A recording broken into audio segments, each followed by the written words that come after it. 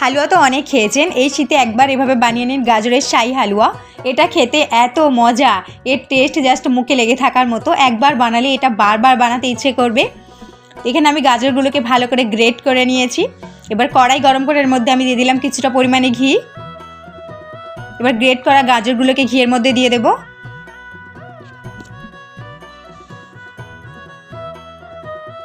ঘিয়ের সাথে গাজরটাকে আমরা ভালো করে ভেজে নেব যতক্ষণ না পর্যন্ত গাজরটা একটু সফট হয়ে আসে। গাজরটা যখন সফট হয়ে আসবে তখন আমি এর মধ্যে দিয়ে দিলাম 1 কাপ পরিমাণে দুধ।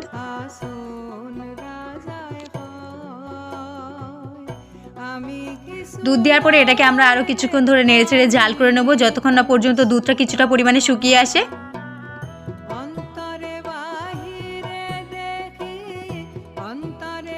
দুধটা যখন শুকিয়ে আসবে কিছুটা পরিমাণে তখন আমি এর মধ্যে দিয়ে দিলাম চিনি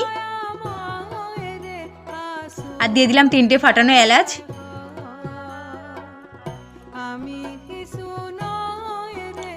এবার এই সব কিছুকে আমরা ভালো করে নেড়ে নেড়ে রান্না করে নেবো যতক্ষণ না পর্যন্ত এটা একদম শুকিয়ে আসে।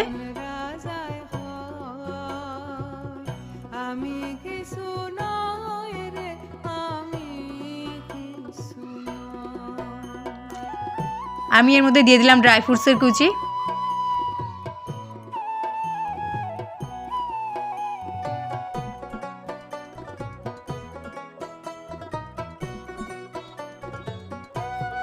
যখন দেখবো যে গাজর এইভাবে একদম শুকিয়ে এসেছে তখন ভাববো যে আমাদের হালুয়া একদম রেডি, কড়া ছেড়ে দিচ্ছে। এই যে যখন দেখবো যে এই পর্যায়ে চলে এসেছে গাজর,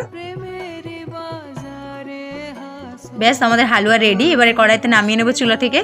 আমি এরকম একটা কাপে সার্ভ করেছিলাম। গাজরটাকে সেট করে এর উপর দিয়ে দিলাম আমি আগে থেকে রেডি করে রাখা মালাইটা। তোমাদের যদি কারোর এই মালাইয়ের রেসিপিটা লাগে তো কমেন্টে জানাতে পারো, আমি দিয়ে দেবো। আবার এই মালাইয়ের উপরে আমি গাজরের আরও একটা লেয়ার দিয়ে দিলাম, আরও কিছুটা মালাই এর উপরে দিয়ে দিলাম।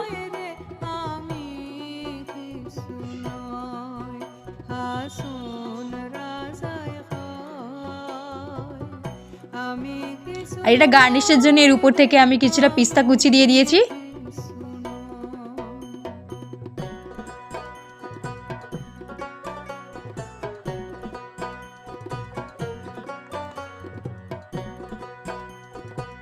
ব্যাস এই যে আমাদের গাজরের শাহী হালুয়া।